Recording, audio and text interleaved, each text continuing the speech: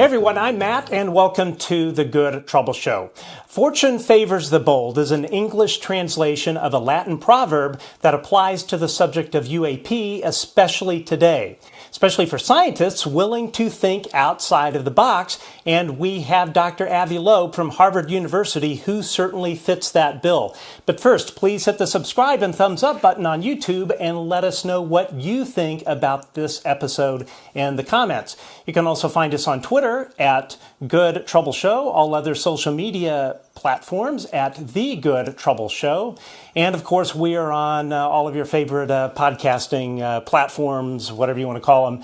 Just search for The Good Trouble Show with Matt Ford and you will find our shows on there. We also need help keeping the lights on. You can become a supporter of The Good Trouble Show by going to, let's see here, www.patreon.com/The Good Trouble Show. And for the price of a coffee, as little as $5, you can support our work financially. And we certainly would appreciate that. Finally, super chats are open on YouTube and are another great way to support this show. I want to thank our Patreon and YouTube members, especially the new ones. We had just a new gentleman join today. And of course, as always, we want to thank our chat moderators who volunteered their time, especially on this Mother's Day, and all of you who are watching. Thank you for the generosity of your time. And speaking of Mother's Day, before we welcome our guest, I want to wish all the mothers out there a happy Mother's Day. And especially my mother. Growing up, I was very lucky. My mom fostered my creativity and curiosity about the world and the universe. And she one of the big takeaways is that she encouraged me to do whatever I was going to do for a living, be the best I could be at it. Whether I wanted to be a garbage truck driver, which is what I actually wanted to do when I was 5 years old, to being a UFO UAP talk show host. Mom, I love you, and happy Mother's Day. So today's guest is a theoretical physicist working on astrophysics and cosmology and the Frank B. Baird Jr. Professor of Science at Harvard University. He is also a New York Times best-selling author with 9 books under his belt, including his most recent books, Extraterrestrial and Interstellar. If that's not enough, he is the founder of the Galileo Project at Harvard University, which is using science to search for extraterrestrial life. Please welcome Dr. Avi Loeb. Dr. Loeb, how are you, sir? Thanks for having me. Happy Mother's Day. Happy Mother's Day to you. Thanks for joining us. Firstly, thank you for coming on the show. I've been a fan of yours for quite some time, as I would say probably almost all of our viewers. So so that introduction that I read, that was literally just a fraction of your accomplishments. You've written for Publishers Weekly, The Wall Street Journal, and Der Spiegel, just to name a few. You've written over 1,000 scientific papers. You led the first international project supported by the Strategic Defense Initiative, what people usually know as the Star Wars. You're the director of the Institute for Theory and Computation at the Harvard-Smithsonian Center for Astrophysics. And I've only covered about half of your accomplishments. My question to you, Dr. Loeb, do you get to sleep very much? Oh, yeah, definitely. Although I did lose some sleep last week because I had a new idea that came to me on Tuesday at 2 a.m. And I decided to give up on sleeping afterwards because this was a significant idea that basically has to do with an announcement made by some astronomers last year that perhaps they detected gravitational waves from the universe. And it was based on using pulsars, which are very precise clocks.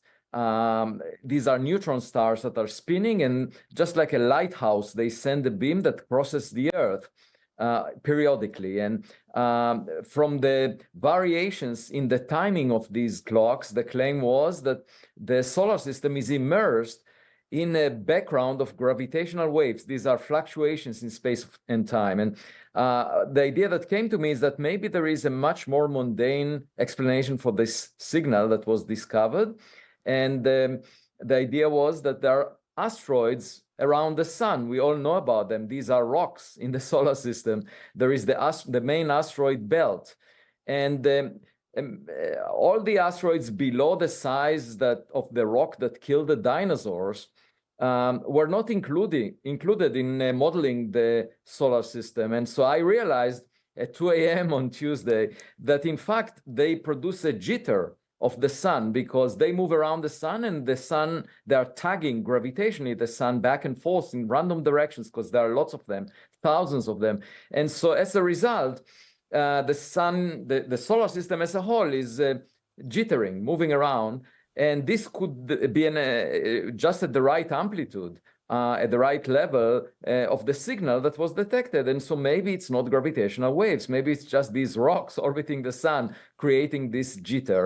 And so I realized that a day later, there is a conference of the Institute for Theory and Computation that you mentioned that I serve as the director for. And so I didn't have much time. I wrote the paper, submitted it for publication within a few hours.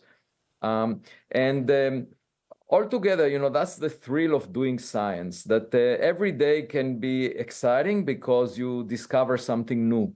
And I just wanted to also mention this conference that was on Thursday and Friday last week that celebrated 20 years for the Institute for Theory and Computation, for which I serve as director. And it's springtime right now in Cambridge, Massachusetts, where Harvard University is. And every morning when I jog, I can see the flowers, the trees blossoming during this springtime. And attending this conference was a similar experience because I could see all these young scientists that I helped train and inspire in terms of being innovative and so forth. And they came back, and they are now leaders in their universities in theoretical astrophysics. They pioneered important discoveries in recent years. And so it was very satisfying to see them. So if you ask me what gives me most pleasure,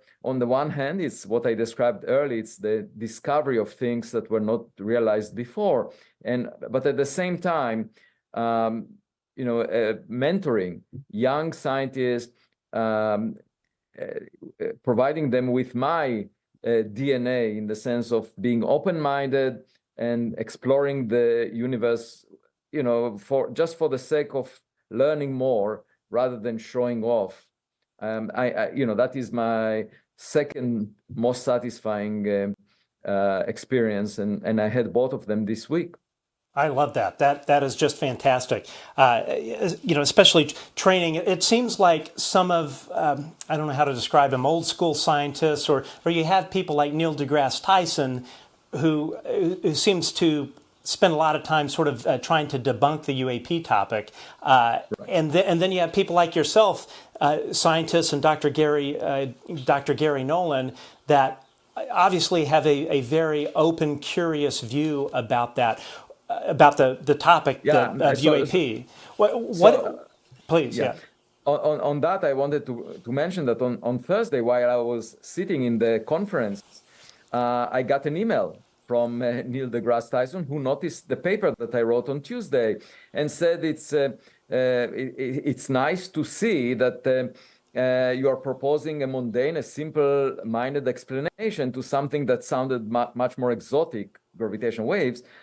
Because in the past, he mentioned the way I discussed Oumuamua, for example, which he thinks must be a rock. And I argue that it may be a technological product from another civilization. So he said it's nice to notice that you're doing the reverse as well. And in reply, I told him that I enjoy actually going against the wind. And it's a lot of fun, and he should try it sometimes. What I meant by that is that as a science popularizer, he's always going where the wind blows, because he's not involved in doing the science, and therefore he wants to maintain his stature, and so he just reports about what everyone else is regarding as popular. While if you're engaged in scientific research, very often you realize something that others did not realize. And you need to be courageous to go against the wind. And that's what I did in terms of this paper this week. Even though, the popular view was more exotic than my view, that was not the reason for me to suppress what I figured out, that it could be just rocks around the sun producing this jitter. And when it comes to interstellar objects, we should consider the possibility that every now and then we might face objects that were technologically manufactured, just because we produced 5 of them that are heading towards interstellar space.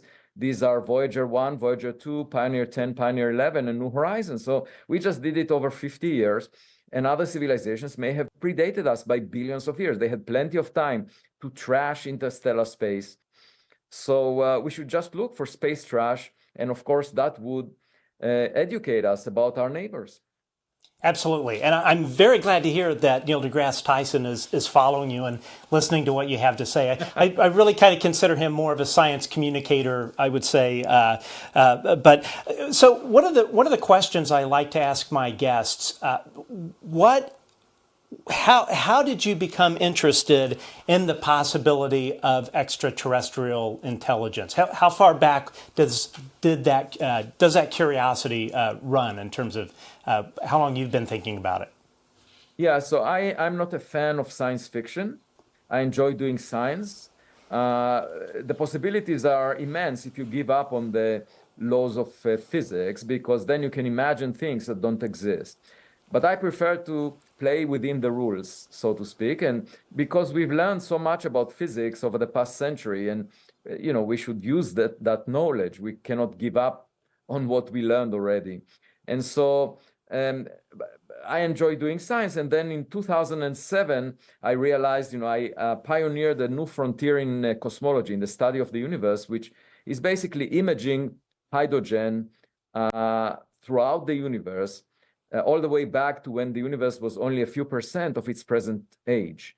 And the idea is to use radio waves emitted by hydrogen atoms throughout cosmic history. And so we propose to build observatories that would be very sensitive at low frequency radio waves, similar to those used by radio stations, here on Earth, and radars.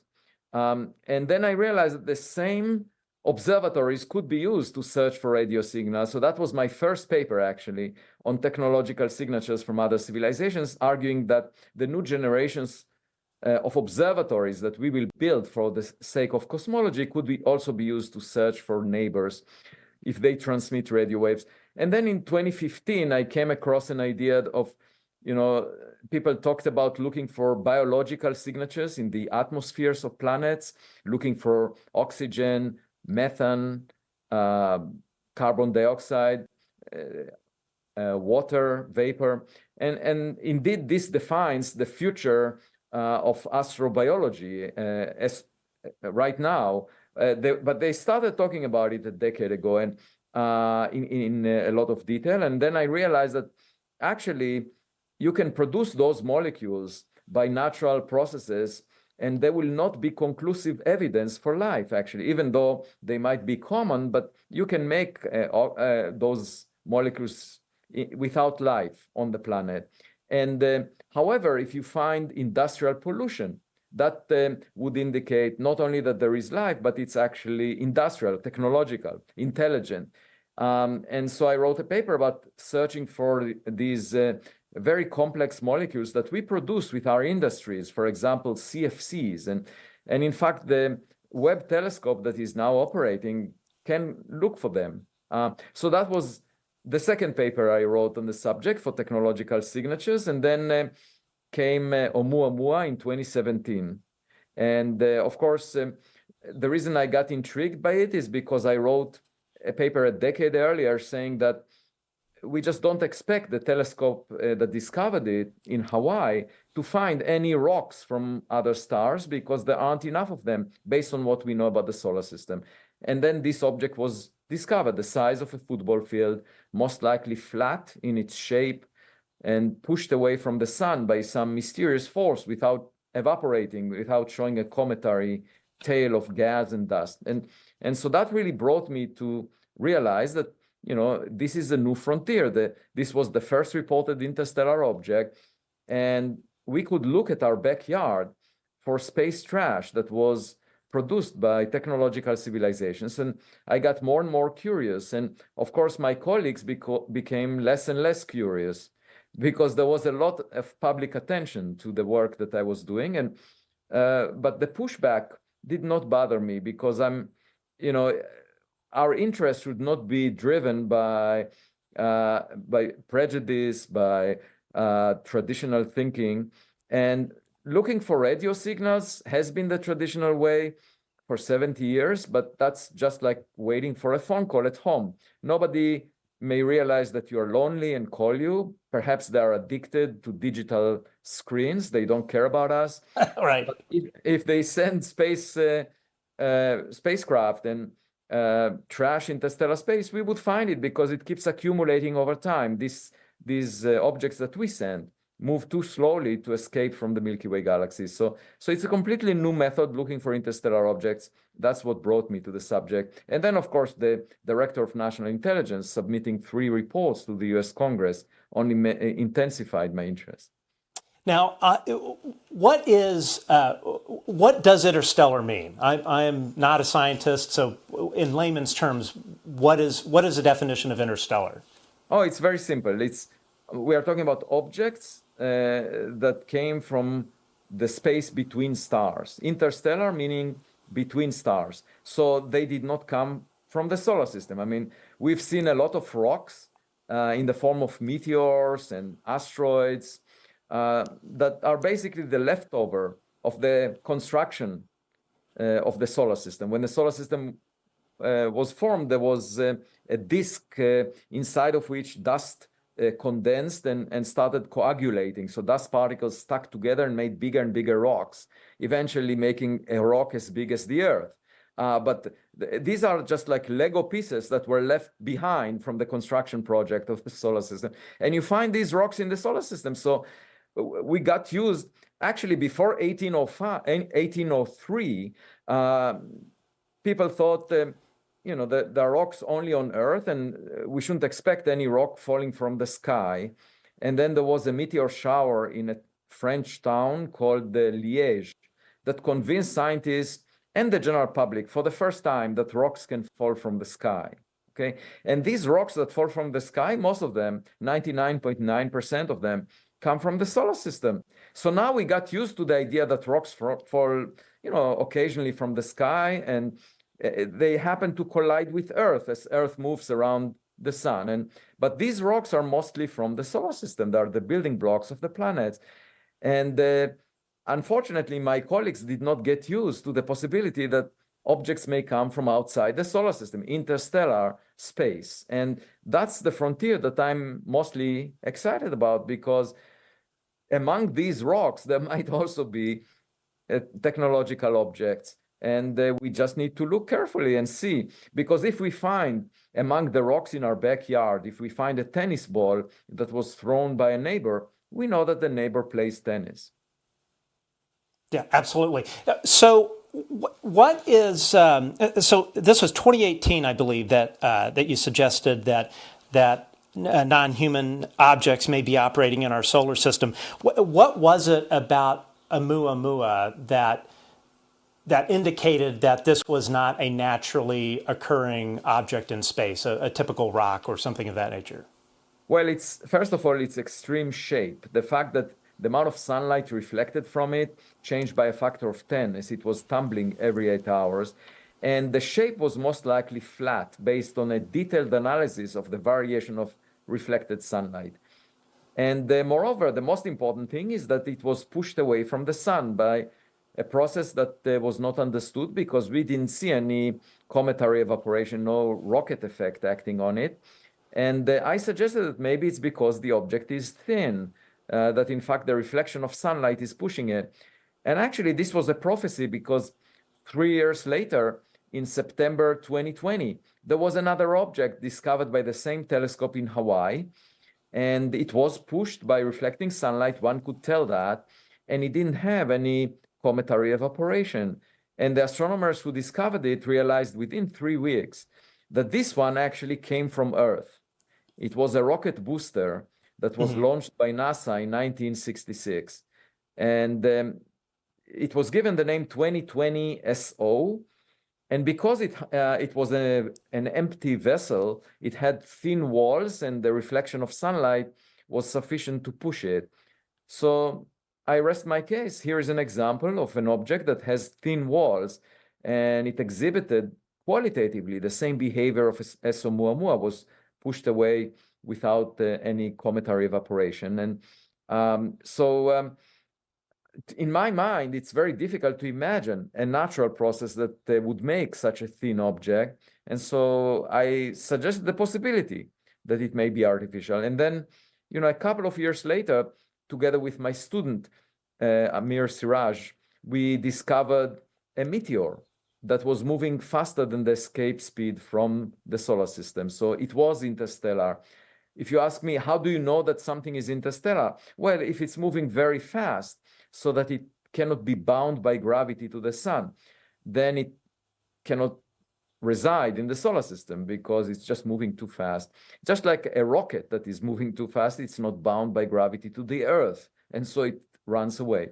And so the same can be said about objects that we measure their speed to be above the escape speed from the solar system. And so this meteor was moving not only faster than the escape speed, even when you go back in time, it was moving relative to the sun faster than 95% of the stars in the vicinity of the sun.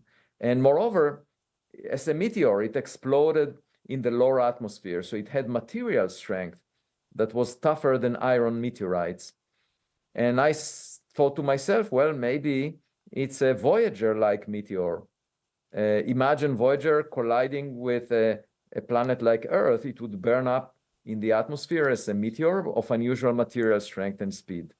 And, we know of space junk because, for example, SpaceX launched the Tesla Roadster car that was owned by Elon Musk as a dummy payload on the Falcon Heavy launched in 2018. And it's now in an elliptic orbit around the sun. And maybe in 20 million years, it will collide with Earth.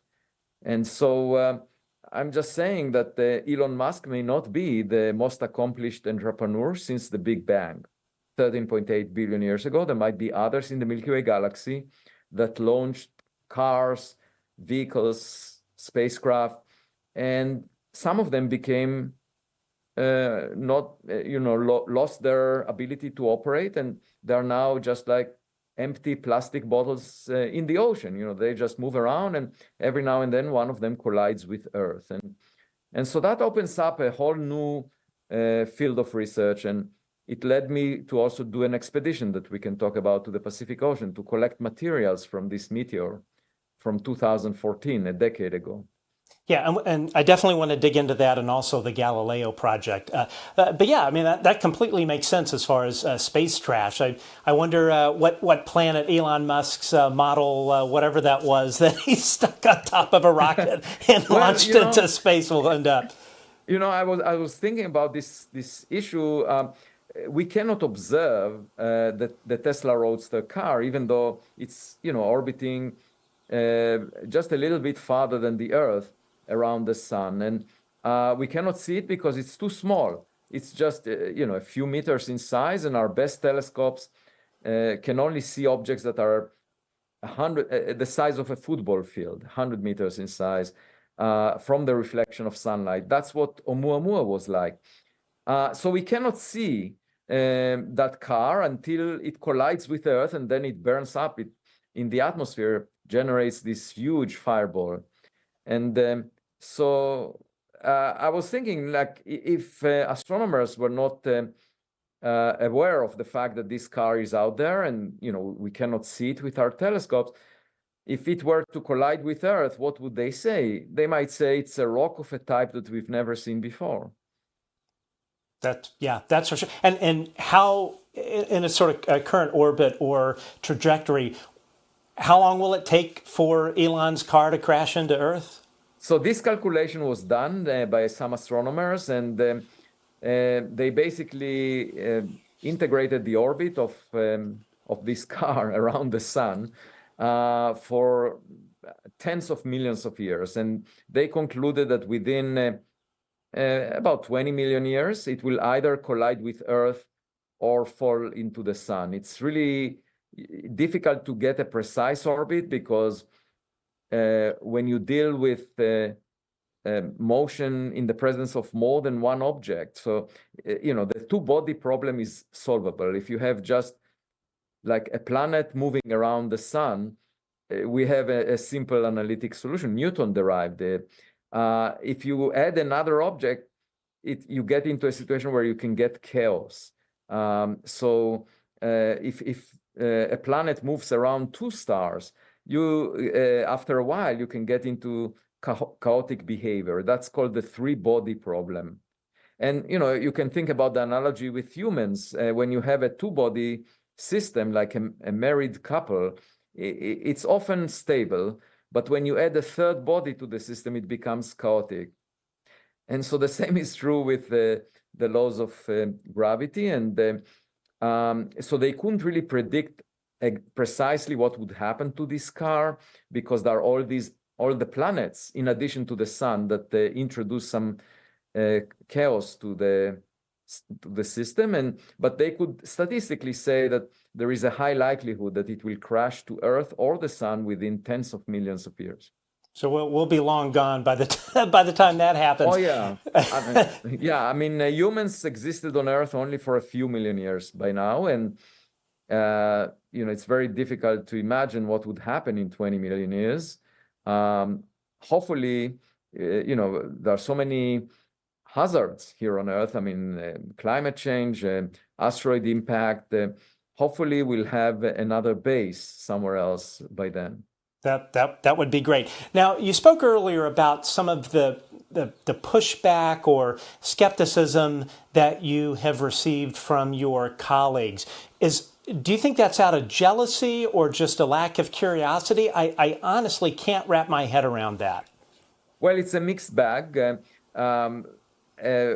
Before I got public attention, before my paper came out about Oumuamua, in fact, the paper itself received very enthusiastic support from the reviewers.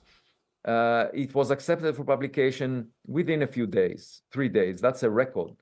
And then after that, I got a lot of interest from colleagues. But once I started getting public attention and I appeared on many podcasts and television interviews and so forth, then it started.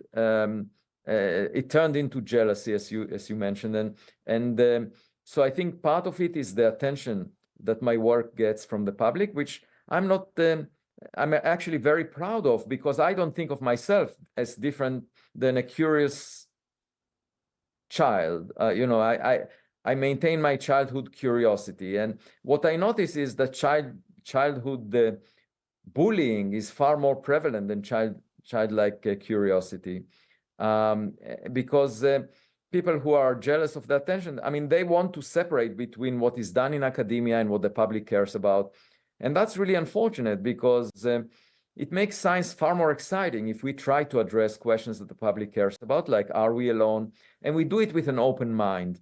And why should we insist on the notion that there is nothing out there? If we are detecting the first interstellar objects and they seem to be weird, we should allow them to be something else, not rocks that we are familiar with.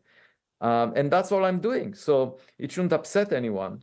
But nevertheless, it did. And the second element is, of course, traditional thinking, that there are quote unquote experts that have established their stature, their ability to gain honors and awards in their discipline by working on the same subject for decades. And if you enter their territory and say that they missed something interesting or something important, they would resist that. And they would resist it very aggressively. And just to give you an example, this is not the first time that rocks are controversial. The first time was when people argue that rocks cannot fall from the sky, and then the meteor shower in 1803 revealed that they do. Okay, but then in 1912 there was a lecture given by a meteorologist that was actually got his PhD as an astronomer. His name is Alfred Wegener, and he realized that if you look at Africa and look at the Americas, it looks like the boundary of the two continents match. It's sort of like a jigsaw puzzle, and he came up with the idea of a supercontinent where Australia, Antarctica, Asia, Europe, and the Americas were all connected into giant continents. And he suggested that at some point they broke apart and continents drifted. And he was ridiculed by the experts who argued that how dare he talk about a subject that he did not earn for many years as his expertise. And he died in 1930 when his theory was ridiculed. And then in fact, even 10 years later, one of the most prominent geologists of the 20th century wrote a long paper explaining why his theory is complete nonsense, doesn't make sense. And then in the early 1950s, it was realized, in fact, that the rocks, in the Americas and in Africa are of similar composition, and in fact, the vegetation resembles. And so people started realizing that, in fact, plate tectonics, the crust of the Earth is broken up into pieces that are interacting with each other, moving continents apart. And so he became the founding father of plate tectonics. Just to show you that conservatism and reluctance to give up on traditional thinking is not a new theme. It existed in many different incarnations throughout the history of science, and it existed two times in the context of rocks, for meteors and for continental drift. And now I think it's the third time regarding rocks, because for the first time over the past decade, we discovered objects from outside the solar system for the first time. And the quote-unquote experts that are used to solar system rocks have a problem with that, because they were supposed to be the ones discovering these things, and they were not. And so they would try to dismiss any inference that argues that there is something new to be learned from those rocks or from those objects. They would argue that they must be similar to objects from the solar system. Oh yeah, unbelievable! It sounds to me like jealousy seems to be getting in the way of scientific curiosity, which is truly unfortunate. Now, in 2021, you founded the Galileo Project. So, for our viewers that aren't familiar with the Galileo Project, what is it? It's at Harvard, from what I understand. And then, what are the goals of the Galileo Project? Yes, so the Galileo Project was announced a month after the first report from the Director of National Intelligence, Avril Haines, was delivered to the US Congress, where she was talking about objects that she can't figure out based on reports from military personnel. And I actually met her 5 months later at the Washington National Cathedral.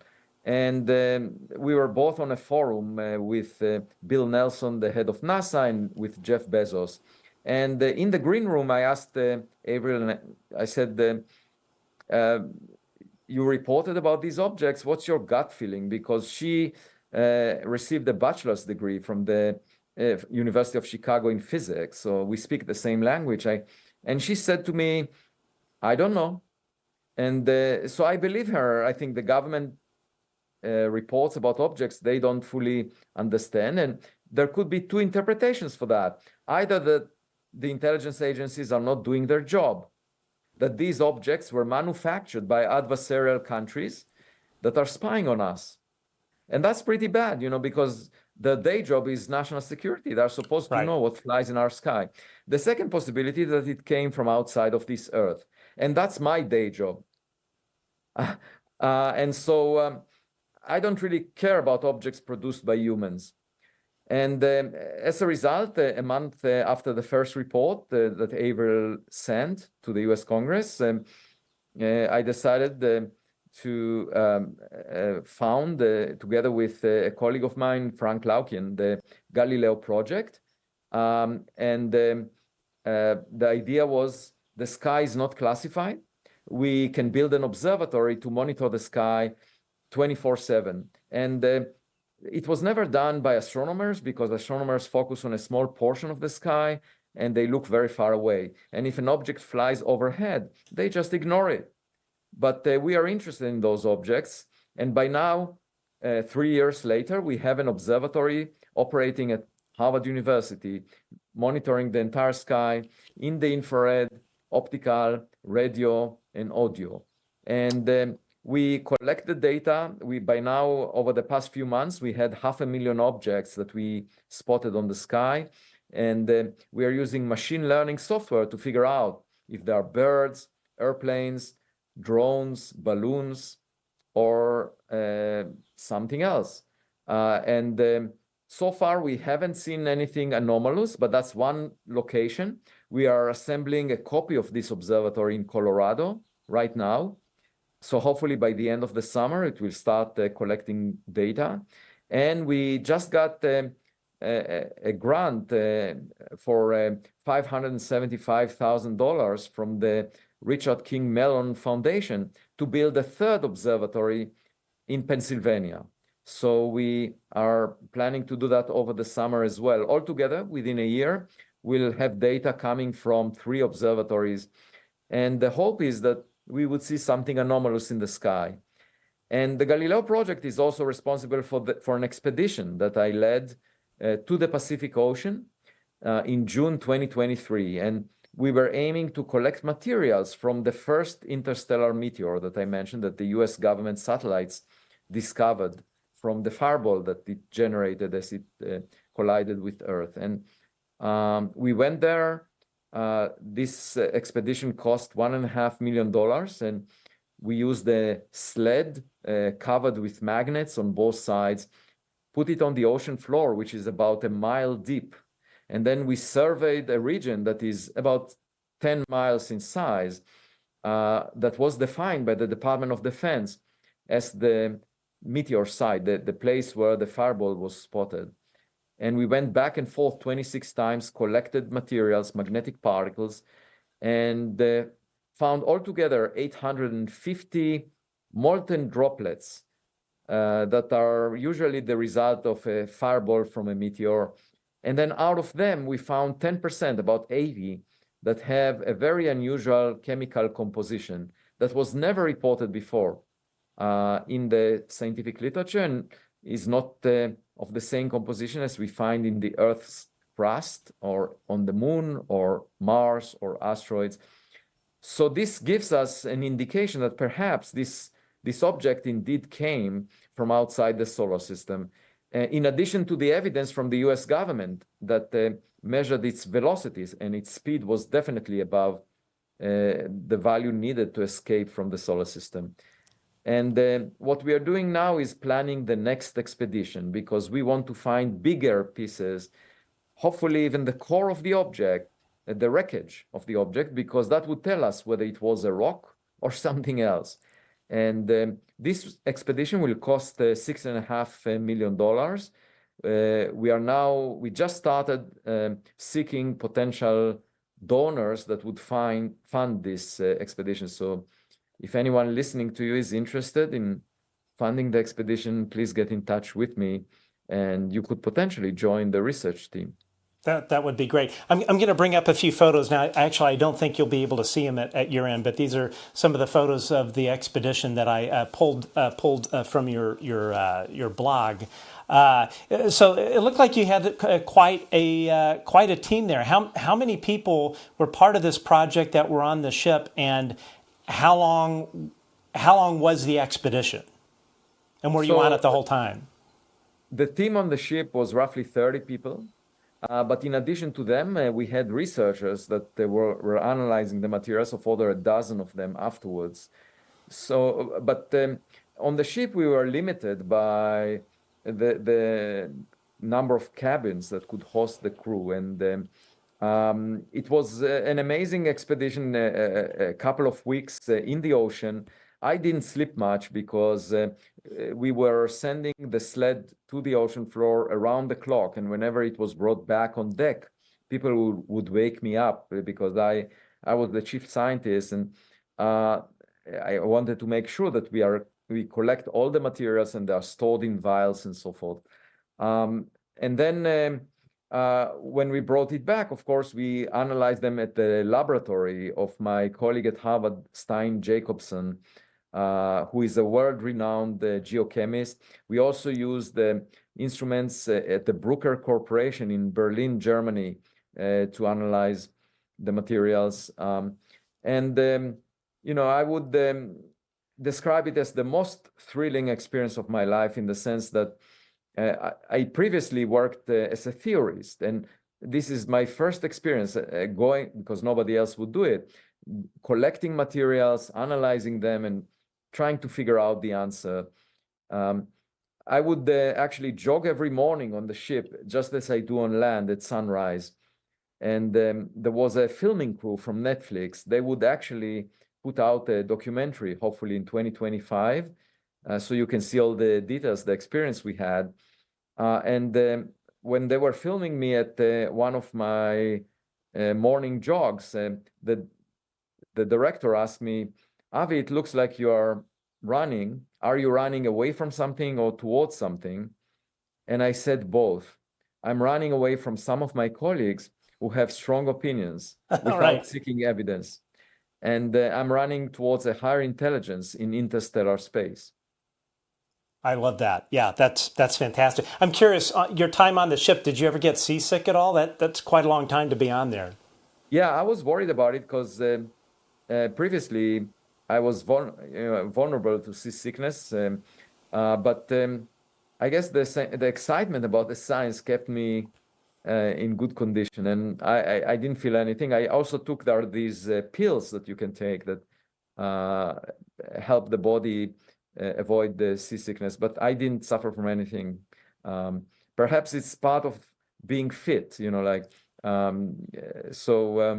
at any event, it was a real pleasure, especially, it's just like doing sports. It was with a group of people. You are sharing the same space, you work together collaboratively. This was exactly the opposite experience to my interaction with those critics in academia that were trying to find problems and create pushback. And, they were trying to raise dust and claim that they can't see anything. It's the negativity, the toxicity that comes from people who are not really doing any work. They're just like critics looking at what others are doing and trying to bring up doubts. Whereas on the ship, everyone was of the same mind, of trying to get the job done, the mission accomplished, and it was successful. And it's just a great feeling. And it's the same feeling as playing on the same team, in sports, which I'm very used to because I love playing soccer, for example. Excellent. So I want to go back to the Galileo Project and the observatory. I've got a slide here of the ground array. So what are we looking at? Oh, actually, you don't. I don't think you can see it. Well, I know what you're looking at, and it's basically the set of instruments that we have in the observatory, and they include radio sensors.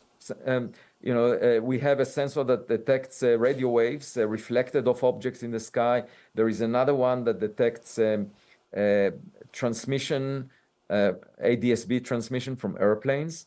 And then we have a camera that looks at the entire sky in the optical band, the sunlight reflected off objects.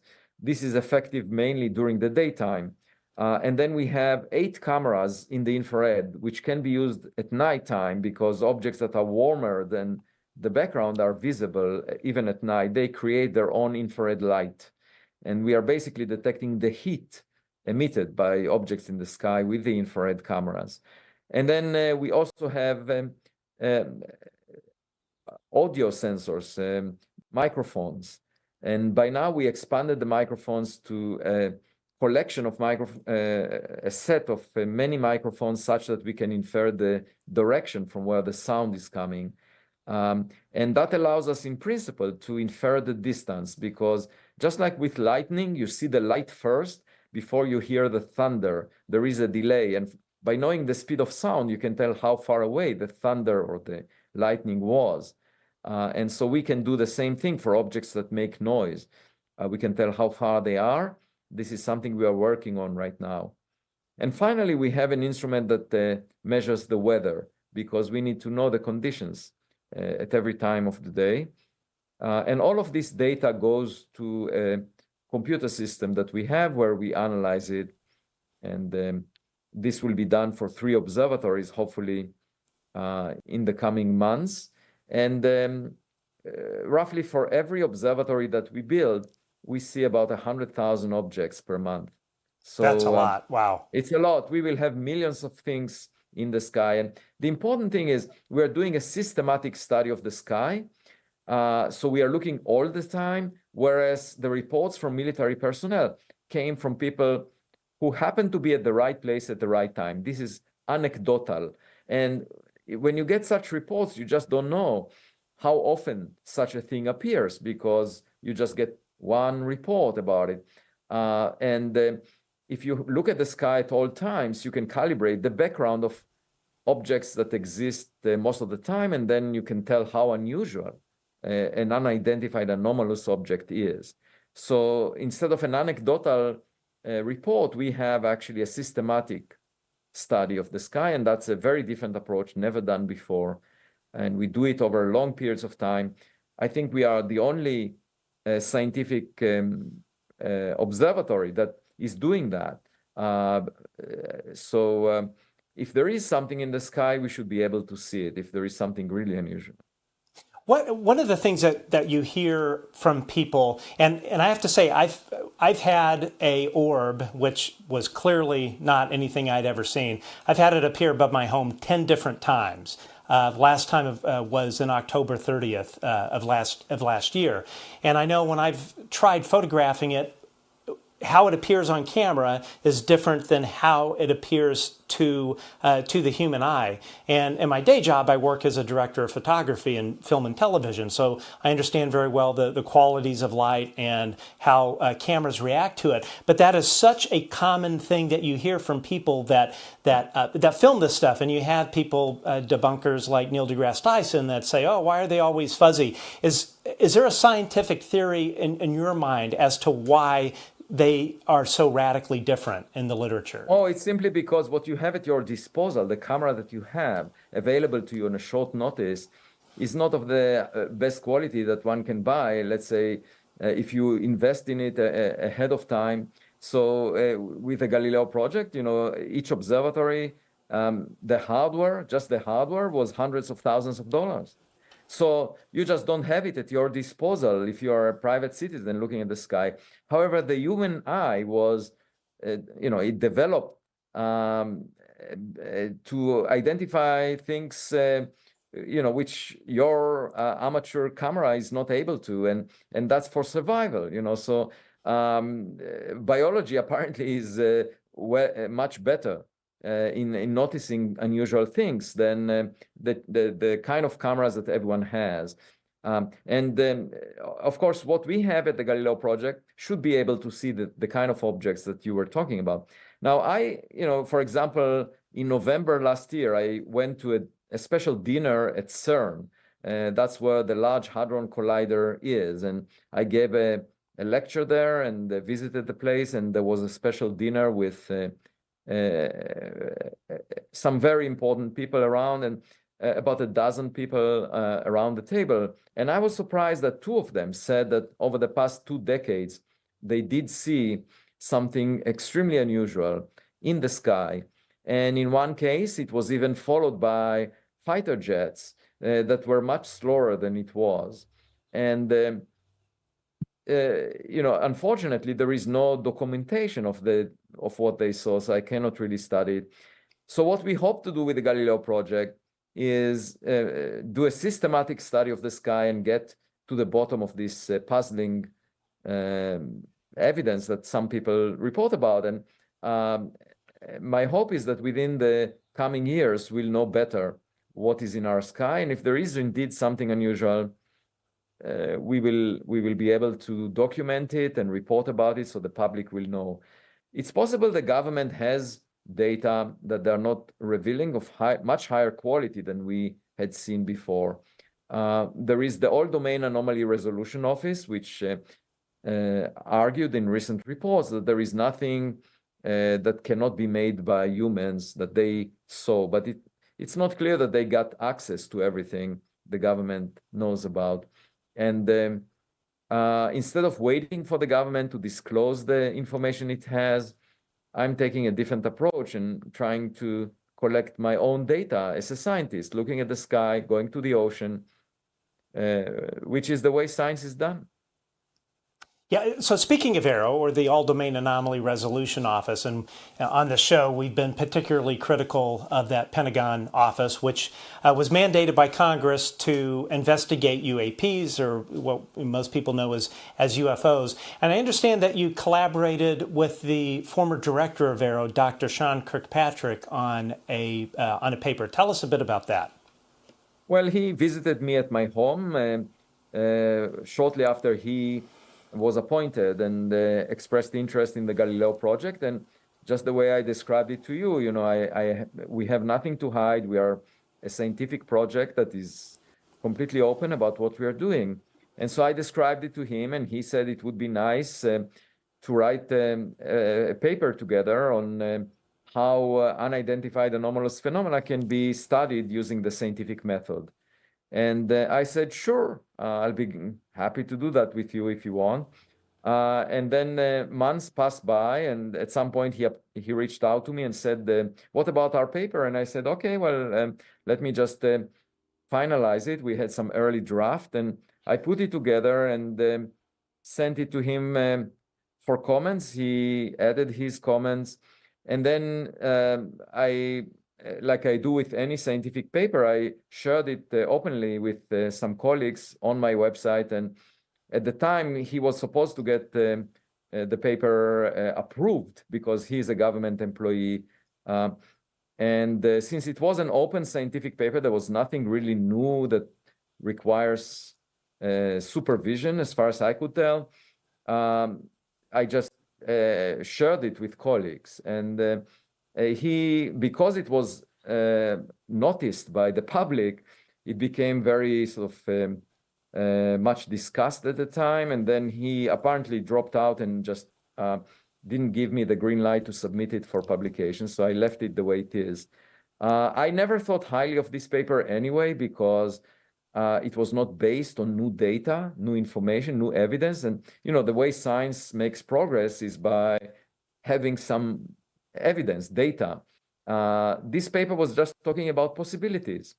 And as such, I didn't, regard it as very important. But the public was very interested, and I have no problem with that. Yeah, just out of curiosity, have you kept in touch with him? Do you sense that where he stands on the idea that there's a non-human intelligence possibly interacting with us? Yeah, I mean, he expressed his views publicly. He argued that he has no information whatsoever to indicate something of this nature. But you have to understand that in the report, in the quantitative report that was submitted by AARO, they confessed that they were able to explain 97% of the objects as human-made. But 3% is a lot, actually, of remaining objects they can't explain. And for me as a scientist, even if 1 in a million objects came from outside of this Earth, that would be big news for humanity. So just talking about the 97% is really not what, I mean, we know that there is a lot of crap in the sky. Right. I mean, there are drones, there are objects made by civilians, a lot of drones, balloons, that the most common thing is a balloon. I mean, when you see things drifting in the sky, it's most likely a balloon. Unless you are near a strategic site where you might find drones because adversarial countries are trying to spy on the US. And so you have these objects. It's a mixed bag. A lot of them, or most of them, or almost all of them should be from this Earth. But what I'm interested in is the 1 in a million that might not. Okay, and therefore it's not as satisfactory what was said by AARO, and of course they cannot really say what the past reports are because they can't go back in time. They don't have a time machine. They can't go back in time and get more data. And if the data is insufficient, they would either say we can't conclude what it was, or they would say, well, it sort of looks like a drone, and they would catalog it as explained. It's very easy to say something is explained because the data is not good enough. And so that, I think, is what they did. They tried to explain as many objects as they can, and for the lack of better data, they explain most of them as human-made, and that's it. And they had their job done. And now they don't have, first of all, the best scientific instruments that they could use for that purpose. When they deal with past reports, they can't go back in time. And they don't necessarily employ the best scientists to work on this.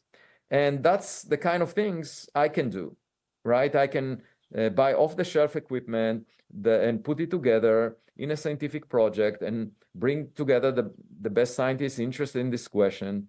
And we will do our work in the open. And so I think it's a much better approach to take than to worry about any incompleteness of the data that AARO has access to, or the incompetence of whatever conclusion they might have about specific events. You know, you can argue forever, but it will not resolve the issue. And a much better path forward is to collect new data and have it open. Yeah, I absolutely agree.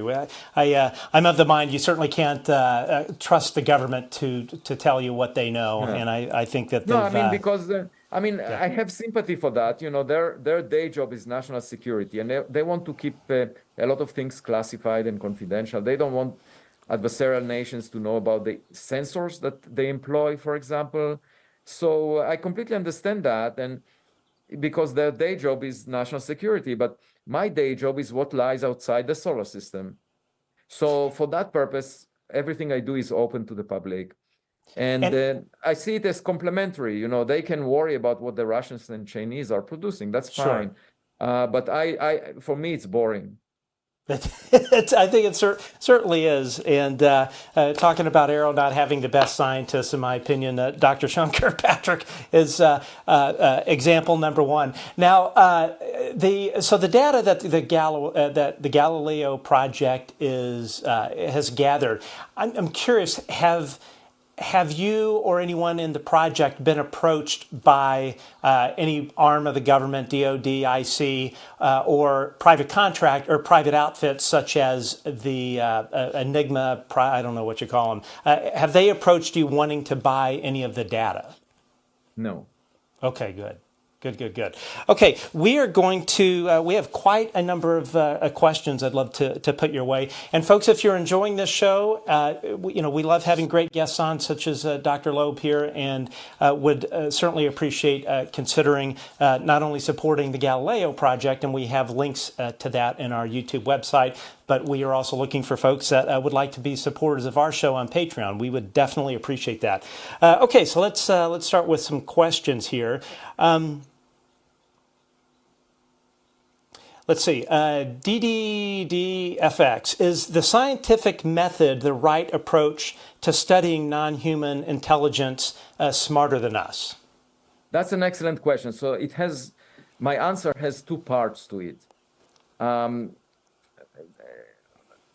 The scientific method is based on collecting evidence, okay? And I don't think anyone would dispute that collecting evidence is just like a detective story. You're trying to figure out what happened.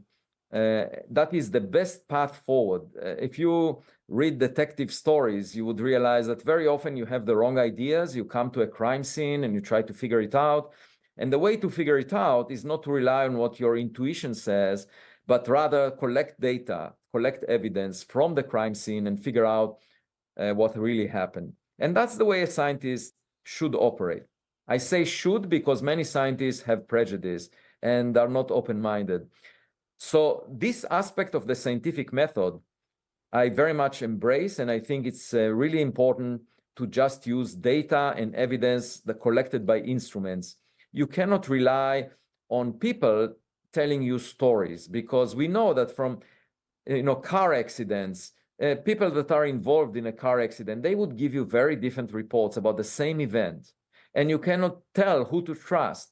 Very often we hear about situations in the courtroom where people report about an event that they witnessed, and they say very different things about it. So, however, the instruments are different, and actually this is a principle adopted by FIFA, the soccer world organization, where in order to decide in the women's World Cup last year whether there was a goal or not, they didn't listen to the players, they didn't ask the audience, they used cameras. Okay, so if FIFA in sports is adapting the scientific method, we should all adapt it. We should rely on evidence, not on what people say. Okay, because it's useful in soccer, it's also useful when dealing with science. So that aspect of science, I think any person would agree with, that we should rely on evidence, on data, and it doesn't fall into our lap. We should work at it. When Elon Musk says, I haven't seen any aliens, he didn't really invest time and effort in looking for them. Okay, the Starlink communication satellites are not equipped with the instruments that can detect those unidentified anomalous objects. In the Galileo Project, we build the instruments that can detect them. And if Elon Musk is really curious about this question, I would encourage him to get involved with us and support us, because we know how to do it. So the second aspect that relates to your question, which is a very important one, is the intelligent part. So using the approach I mentioned before, you can look for physical objects, and they could be space trash that happens to collide with Earth. They could be non-functional devices. But when you deal with something that behaves intelligently, for example, artificial intelligence, that suppose there were some objects near Earth that are employing intelligence, and potentially even superhuman intelligence.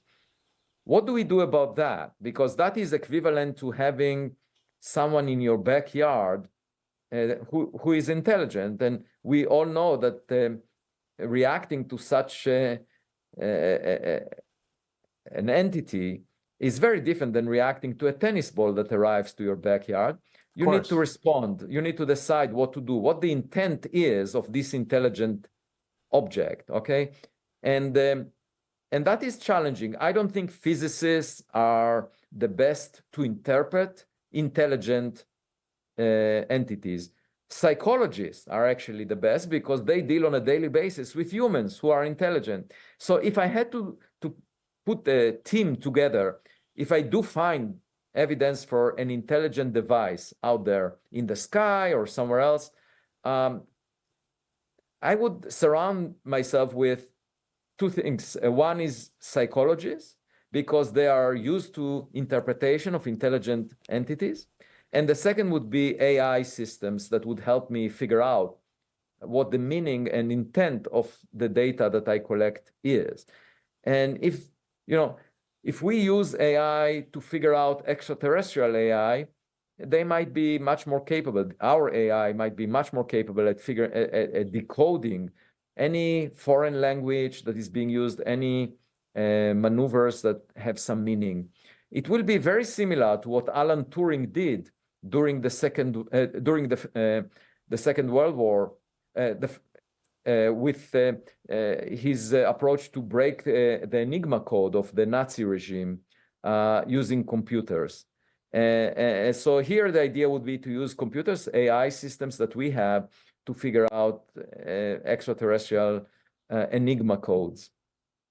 Got it. Okay, Adam Martinez, thank you for the super chat, and he has a question related to what you were just talking about just a few seconds ago. When does Avi believe that the Galileo Project will be able to realistically release its first images and analyses of anomalous aerial phenomena? But you said so far you haven't come across anything, correct?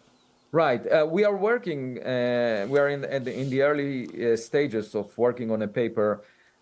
You have to understand that there are two possible outcomes if we continue to search. Either we will not see anything anomalous, the way things are right now, and then we will just put limits on how frequently anomalous things appear on the sky. Near Boston, I mean, it will not be everywhere. Of course, just like real estate, it may be all about location, location, location. And so we would be able to say in the location of our observatory, we will put a limit on how frequently there are anomalous objects.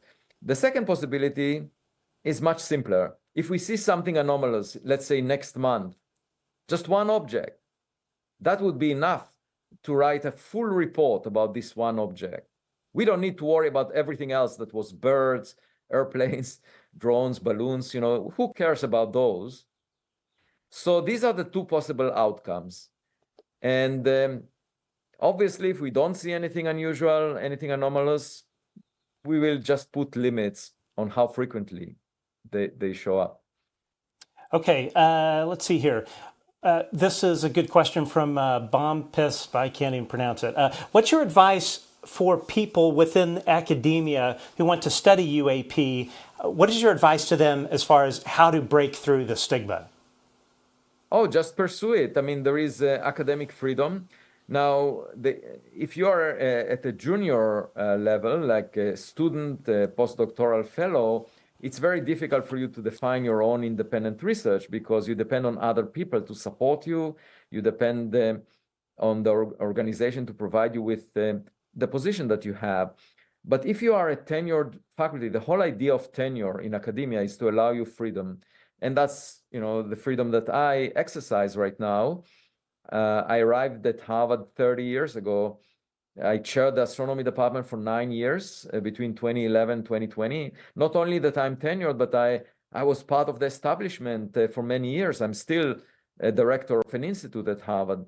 And I was the founding director of the Black Hole Initiative. So this gives me enough foundation to explore what I find exciting. And if I want to build observatories that look at the sky, I can do that as long as I have the money.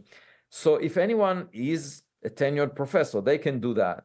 If you are not tenured, you can either convince or join a tenured professor who is working in that. You can join my group in principle, or you can pursue it given the resources you have as a side project, something in addition to mainstream conventional research, because you still need to demonstrate that you're doing something that belongs to the mainstream in order to justify your position, your support financially or academically. DDDFX asks, if you had the opportunity to conduct a scientific experiment at Skinwalker Ranch, what would it be? Skinwalker Ranch, of course, is the ranch. It's a show. It's run by, the ranch is owned by Brandon Fugal, where a bunch of anomalous stuff seems to happen. And I guess Dr. Sean Kirkpatrick attended a meeting on Congress or on Capitol Hill regarding Skinwalker Ranch, and I guess he kind of forgot about that he was there. What would be the scientific experiment you would like to run if you were invited to go to Skinwalker Ranch? Well, they do have some instruments there, but I would bring the entire Galileo observatory setup over there and monitor the sky. We also have a magnetometer that we can use to detect any magnetic signals. So basically use all the instruments that we develop. It's just like a new location for our observatory. And as I said before, the cost of a new observatory in terms of the hardware is about $200,000, but then we need to have people assemble it and maintain it. So altogether, it's about $500,000. And if Fugal wanted us to be there, we can and is willing to support such an observatory at $500,000, we would build it for him. The problem with that site, I should say, is that it's well known. It's geographically, and so you can have hackers going there and trying to introduce some fake signals that are not real. And that's the thing I would worry about, just because the location is disclosed to the public. Okay, another question here from Dave Smethurst, friend of the show. He's actually been on our show before. Since attending the Seoul conference, and I was there, I didn't get the pleasure of meeting you. I was only there for the second day, but it was just absolutely mind-blowing. Since attending the Seoul conference and speaking to ex-military, intelligence community, and government people, does Avi think that UAP have a non-human origin and the U.S. has recovered them? Has this affected his plans for Galileo? Well, obviously there are reports about the U.S. government having such data, in particular the testimony by David Grusch to the U.S. Congress, and other people talked about it as well. And the problem is we haven't seen the actual materials, evidence, information, documents that indicate that indeed there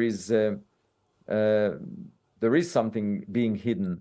I spoke with people who do agree that with David Grusch, that think the government does have some materials, for example, even in possession of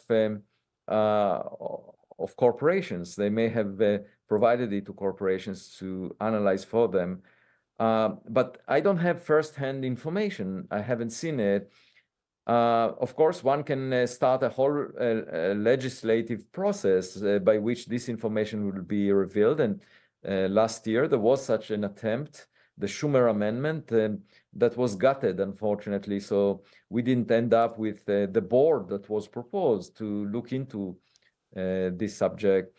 And so from a distance, it's really difficult for me to tell what is being hidden. We can spend our life just worrying about it and trying to force the government to disclose what it knows. But I think that's a waste of time and a waste of resources. It's much more straightforward to actually look for new data. And if enough people will do it, we will eventually find out, just the way science is done. For example, suppose meteors were recovered by the U.S. government and they were not known to the public to exist. Instead of asking the government to disclose the rocks that they possess, we could have searched for meteors elsewhere. So I'm much more in favor, if these things exist out there, there should be a way to find them. It's a road that was not taken, and because of that, we can find low-hanging fruits. And it's just that not many people do the scientific search that I'm talking about. But I hope that the Galileo Project within the next year or two will come to will have enough data to get a good sense of whether there are anomalous objects. And it only requires for us to notice one of them. That's all, as I said. And if there is one that cannot be explained as human-made, cannot be explained as natural, like a bird, that would be it. And we just need good data on one.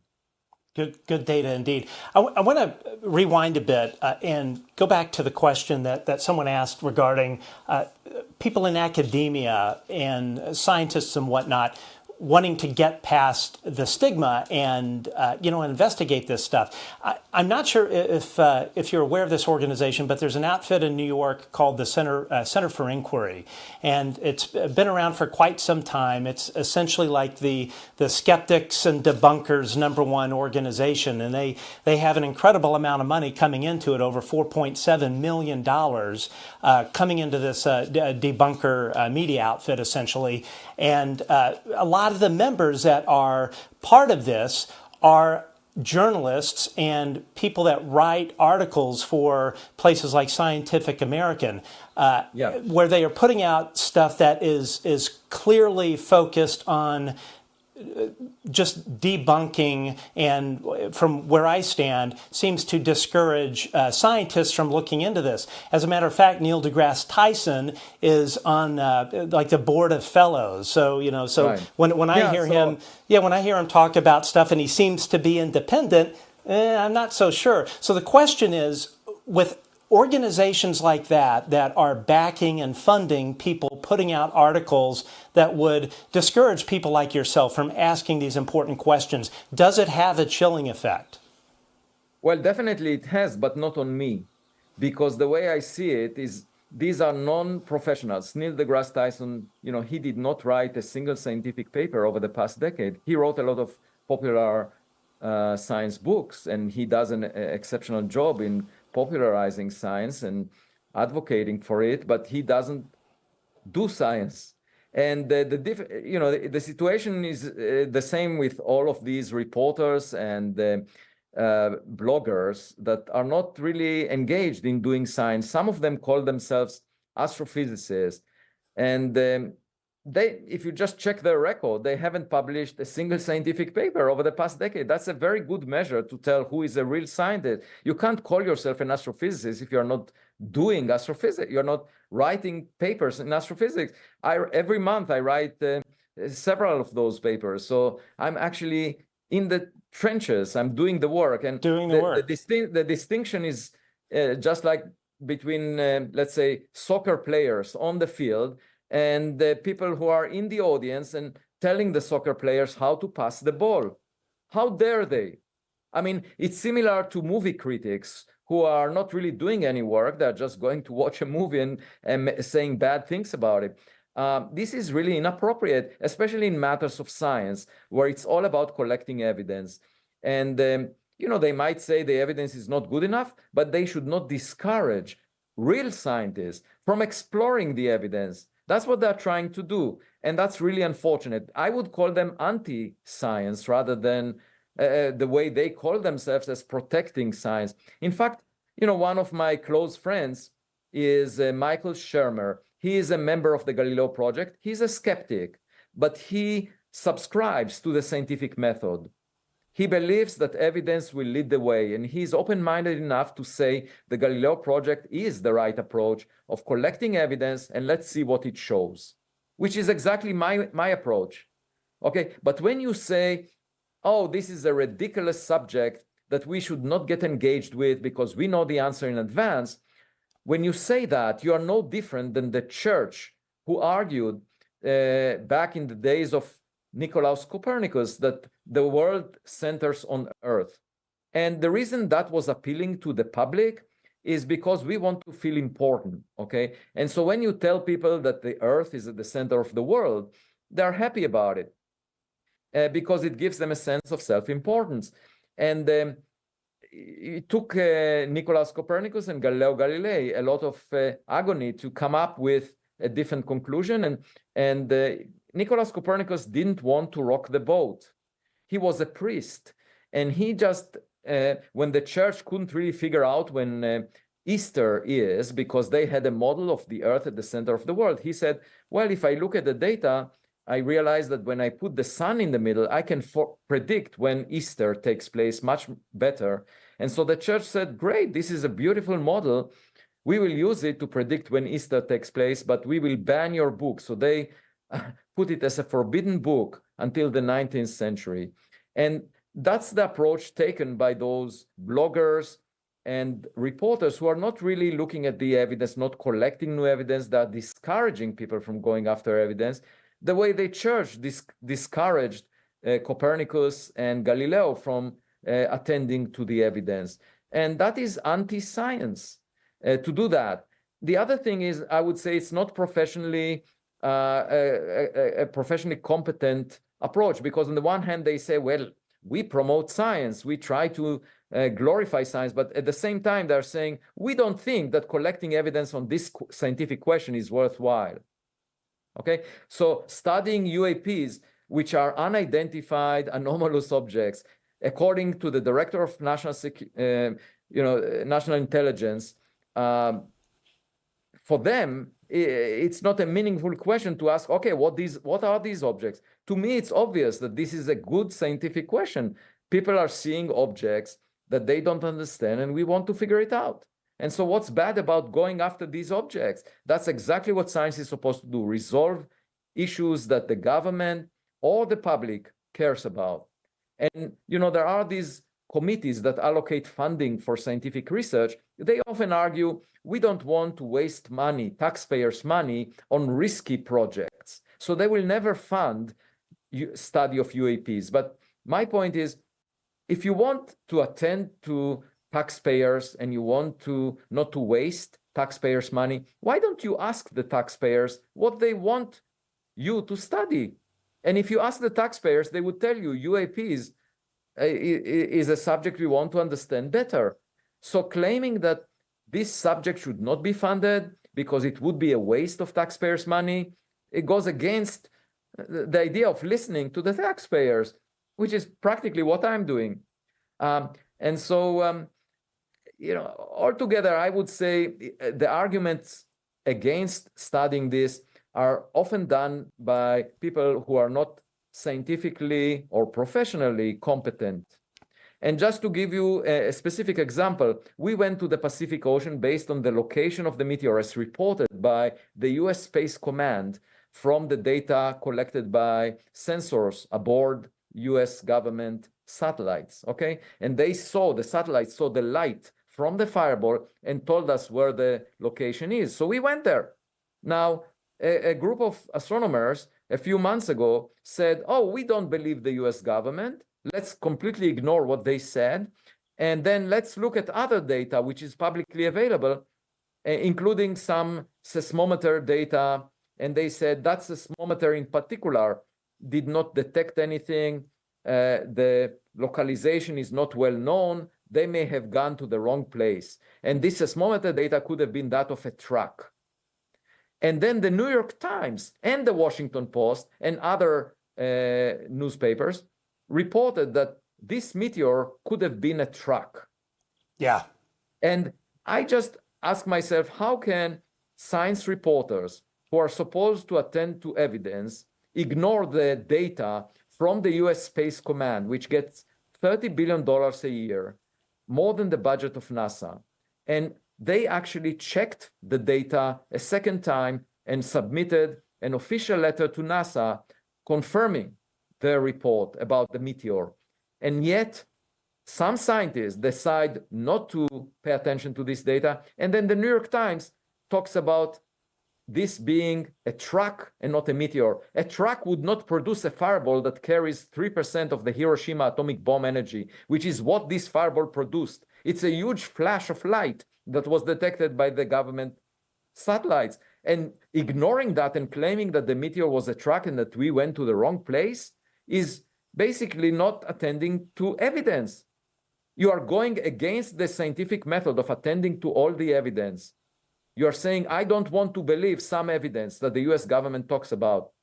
And you are reporting that this meteor was a truck. And that's what a reporter in the New York Times, who is supposed to attend to evidence, who pretends that he protects science, he was ridiculing the expedition, saying that we went to the wrong place because we were relying on data that was not reliable, and he completely ignored the US government data.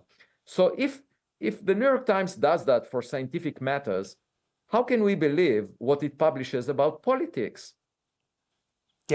Yeah, absolutely. I mean, it is truly, I find the whole thing truly enraging. Going back to the Center for Inquiry, I mentioned Neil deGrasse Tyson is on the board of fellows.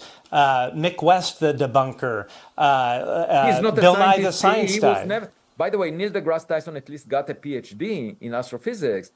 The other guy, Mick West, he was never practicing science.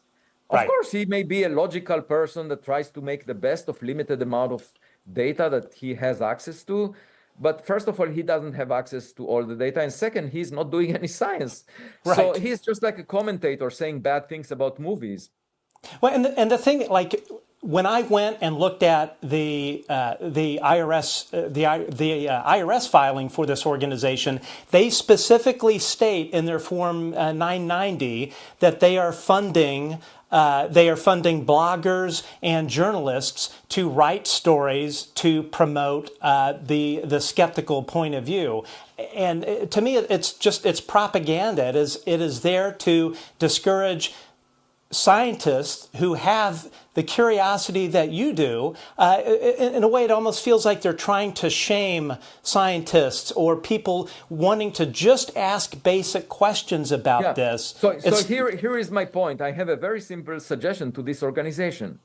If you want to really promote science the way you claim to do, just give the $4 million to the Galileo Project every year, and we'll get the answer for you. Because that's all we need to get the answer. But instead, you're wasting it on just throwing dust in the air and claiming that you don't see anything. You know, it's very easy to throw dust and claim you don't see anything.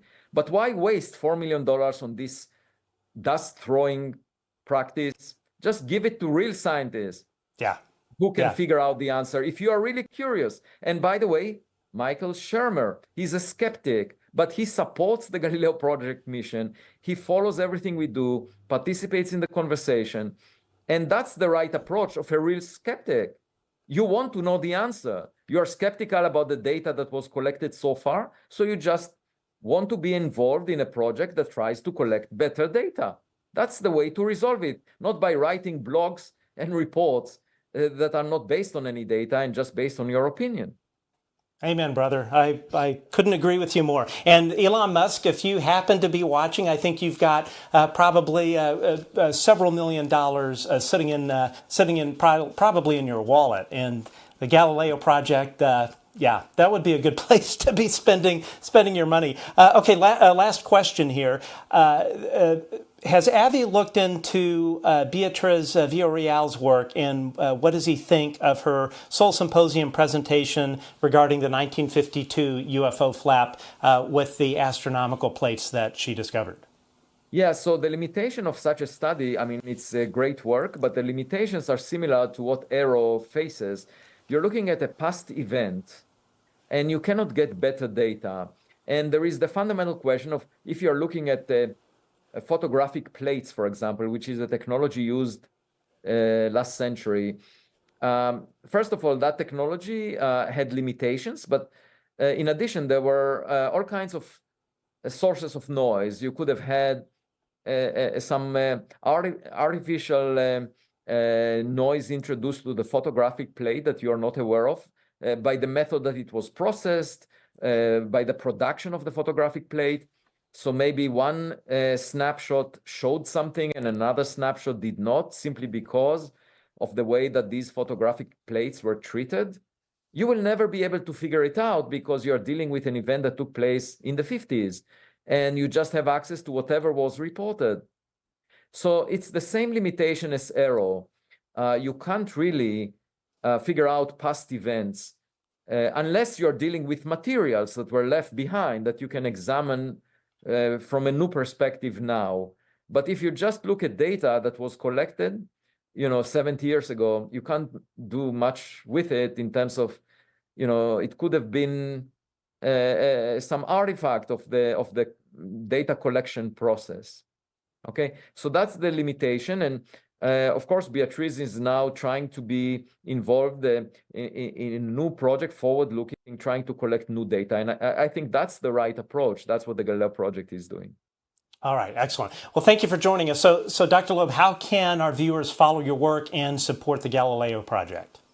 So every day or two, I post an essay on medium.com. If you just search for Avi Loeb at medium.com, you can subscribe for free, and you will get an update for everything that happens in my research, including astrophysics more broadly, but very often things related to extraterrestrial intelligence. There will be also the documentary that I hope Netflix would put out in 2025. You will be able to see more details about the expedition.